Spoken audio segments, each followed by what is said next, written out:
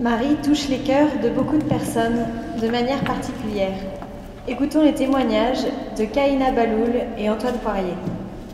Je suis particulièrement honorée de pouvoir témoigner de mon lien à Marie. Honorée de témoigner en tant que femme musulmane, une musulmane issue d'origines diverses, une famille composée de juifs, chrétiens et musulmans. Et pour moi, Marie est la figure féminine dans le Coran, dans l'islam, qui revivifie le témoignage monothéiste et qui me conforte dans mon sentiment d'unité et qui crée ce trait d'union entre les trois religions monothéistes. Marie est issue d'une famille juive, elle est la mère de Jésus-Christ et pour les musulmans, elle occupe une place éminente.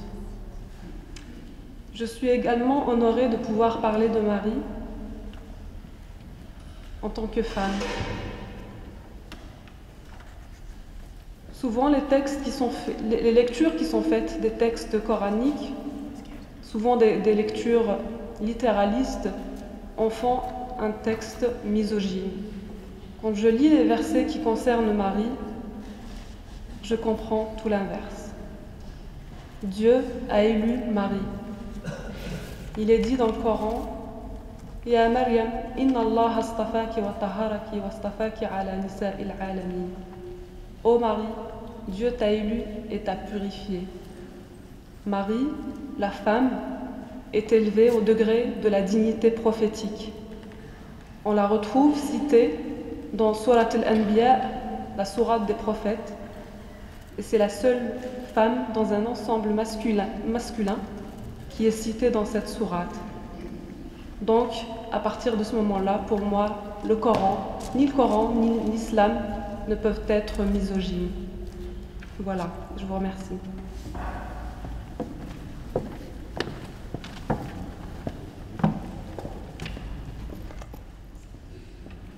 Vous connaissez peut-être ce refrain: chercher avec toi dans nos vies les pas de Dieu, Vierge Marie. Par-toi accueillir aujourd'hui le don de Dieu, Vierge Marie. Et les couplets débutent ainsi: puisque tu chantes avec nous, puisque tu souffres avec nous, puisque tu demeures avec nous. Ce refrain et ces versets résument ma relation personnelle à la Vierge Marie. Je ne dirais pas que je prie notre Seigneur, notre Créateur, par l'intermédiaire de Marie.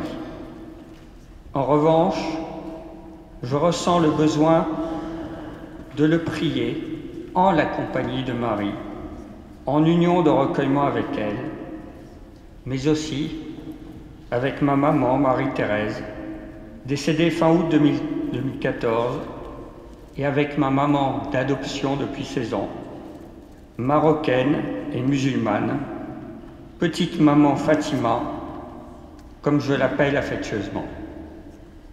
Mes deux mamans étaient proches l'une de l'autre, et je pense aussi à elle aujourd'hui. Avant tout, ce que l'on peut exprimer par ailleurs, la Vierge Marie est d'abord une maman. Une image de Marie est importante. C'est celle de la Vierge Marie enceinte, comme toutes les mamans, portant en elle son enfant Jésus. J'aime cette image de Marie, tabernacle de son enfant. Le tabernacle originel est cette tente mobile qui abritait l'arche de l'Alliance de Moïse. Pour les catholiques, le tabernacle est cette petite armoire où sont conservées les hosties consacrées, corps vivant du Christ ressuscité. Mais le plus beau tabernacle de Jésus est Marie. Enfin, comment parler de la douleur d'une maman devant la mort de son fils, Marie, au pied de la croix? On peut certes toujours évoquer la confiance de Marie, son abandon à Dieu, mais que valent ces mots au pied de la croix? Je ne me sens pas en mesure d'exprimer ce que je ressens à ce passage d'évangile de Marie au pied de la croix, et plus encore ce que doivent ressentir toutes les mamans. Je reprendrai simplement ces paroles de Monseigneur Brincard, décédé en 2014 et ancien évêque du Puy. Marie n'a jamais aimé la souffrance. Elle a aimé dans la souffrance et elle a souffert dans l'amour. C'est tout différent.